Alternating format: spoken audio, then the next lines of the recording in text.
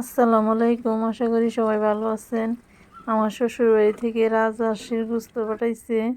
আমার স্বামী বলতেছে যে হাঁসের গোস্তটা রান্না করো, তাই আজকে রান্না করলাম। বৃষ্টির দিন হাঁসের গোস্ত খেতে ভালো লাগে।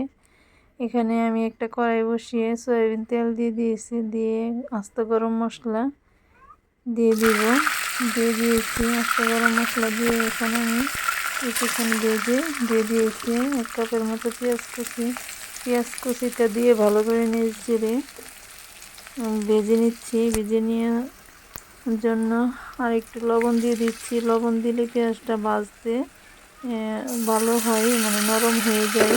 তারপর দিয়ে দিলাম আদা রসুন বাটা। আদা রসুনের পেস্ট দিয়ে ভালো করে মশলাটাকে কষিয়ে নিব। তারপর গুঁড়া মশলা দিয়ে দিয়েছি, মরিচ ধনিয়া হলুদের গুঁড়া, জিরার গুঁড়া, সব মশলা দিয়ে এখানে আমি সামান্য পরিমাণ পানি দিয়ে মশলাটাকে ভালো করে কষিয়ে নিচ্ছি।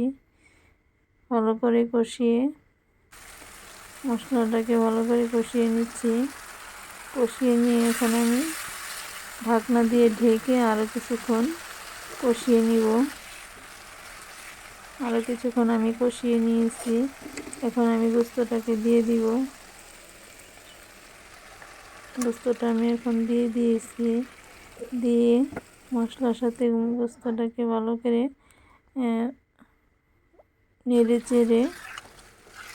করে মশলার সাথে নেড়ে চেড়ে মেখে নিচ্ছি।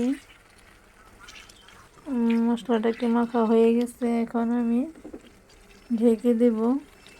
ঢাকনা দিয়ে আমি গোস্তটাকে কষিয়ে নেব। এই পর্যায়ে আমি 4টা কাঁচামরিচ আর একটা টমেটো কুচি করে দিয়েছি। এইভাবে কাঁচামরিচ আর টমেটো দিলে হাঁসের গোস্ত যে একটা এক্সট্রা গন্ধ থাকে, এটা থাকে না, খেতে ভালো লাগে। আর আমি কোনো একটু পানি দিব না, এই পানিতেই আমি এই গোস্তটাকে রান্না করে নিব।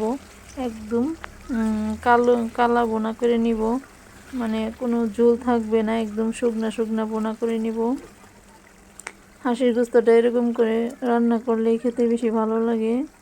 আর আমার হাজব্যান্ড তো এরকমই রান্না করলে পছন্দ করে, একদম শুকনা। এখন আমি নেড়ে চেড়ে দিচ্ছি। রান্নাটা প্রায় হয়ে গেছে, আর সামান্য পরিমাণ কিছুক্ষণ রান্না করে নিব। দেখেন একদম রান্নাটা কীরকম বোনা হয়ে গেছে, দেখতেও খুবই ভালো লাগছে। একদম